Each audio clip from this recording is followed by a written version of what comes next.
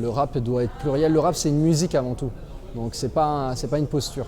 C'est une musique et la musique doit être libre et pas avoir de frontières. Et surtout pour moi, le hip-hop, la culture hip-hop, c'est la liberté la plus totale. Donc dire qu'il faudrait qu'on rentre dans un dogme en disant faut que le hip-hop ressemble à ça, petit 1, petit 2, ça va à l'encontre de l'idée même que je m'en fais.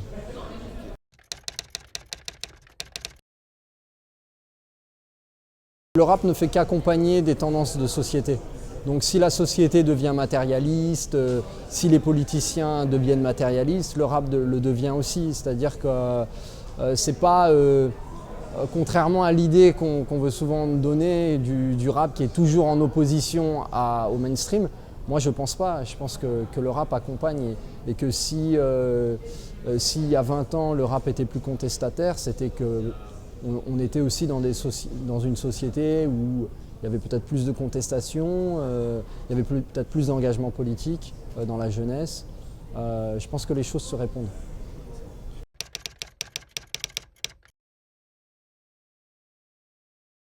C'est la tendance, je pense que c'est la tendance. Il y a 15 ans, l'école du micro d'argent a fait 1 million de ventes.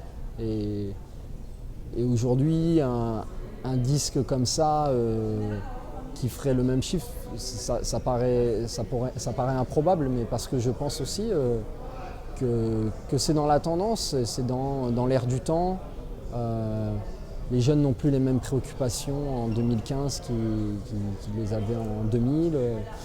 Il y a la donne Internet. Je pense aussi que la provocation maintenant est importante pour faire monter le buzz avec les réseaux sociaux. Donc on est toujours à la recherche des sensations fortes, alors qu'à l'époque on était aussi dans une démarche d'acheter un disque. Il n'y avait pas de piratage, enfin il y avait du piratage de cassettes, mais je veux dire il n'y avait pas de téléchargement. Donc on achetait vraiment un disque, on avait le temps de s'en imprégner, de l'écouter plusieurs fois. Et donc ça faisait appel plus peut-être à une réflexion, à un moment où on se pose avec la musique. On n'est plus du tout dans le même rapport à la musique aujourd'hui, on est dans une consommation de playlists, c'est-à-dire qu'on peut aimer un artiste mais ne connaître qu'une seule de ses chansons et même pas avoir la volonté d'en connaître plus parce que ça nous suffit et on passe du coq à l'âne dans son écoute musicale. Donc ça aussi, je pense que ça participe du fait qu'il faut que ça soit accrocheur, comme une publicité. Moi j'ai l'impression que maintenant les chansons ressemblent plus à...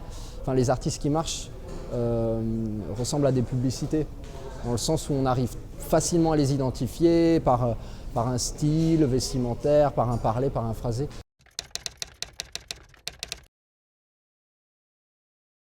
Je pense que la responsabilité, elle est dans le camp de ceux qui veulent donner une autre alternative, c'est-à-dire que c'est à eux de faire quelque chose de qualité qui puisse intéresser.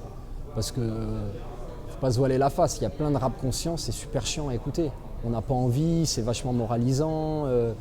Donc comment faire un rap engagé, contestataire, mais qui soit sexy et qu'on a envie d'écouter?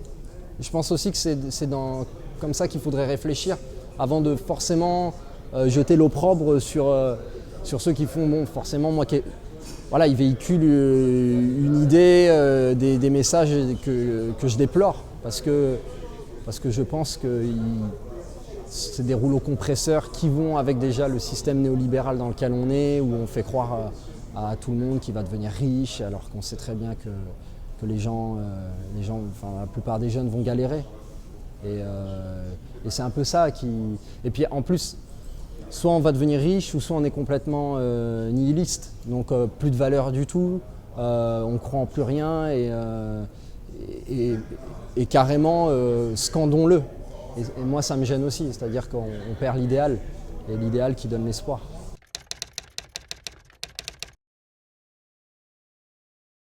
Le rap et la musique, toute forme d'art sont toujours des portes d'entrée pour éveiller sur un sujet, l'aborder différemment, le traiter d'une autre manière. Moi par exemple, j'ai des chansons qui abordent le génocide des Tutsis au Rwanda ou la guerre au Burundi. Ça peut être une alternative à un livre, à un documentaire, à un film. Je pense qu'en ça, c'est nécessaire aussi.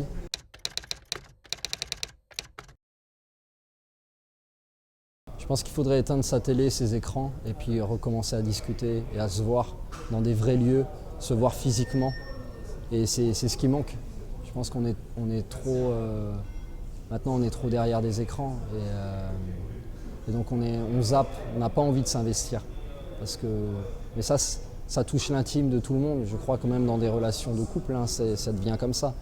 Et ouais, j'ai pas d'autres réflexions aujourd'hui par rapport à ça que je pense qu'on est vraiment pris dans quelque chose de dramatique avec les écrans, même si on est toujours en train de chanter la liberté qu'offre Internet. Je crois aussi qu'elle crée une nouvelle aliénation qui est dangereuse pour la jeunesse, je pense.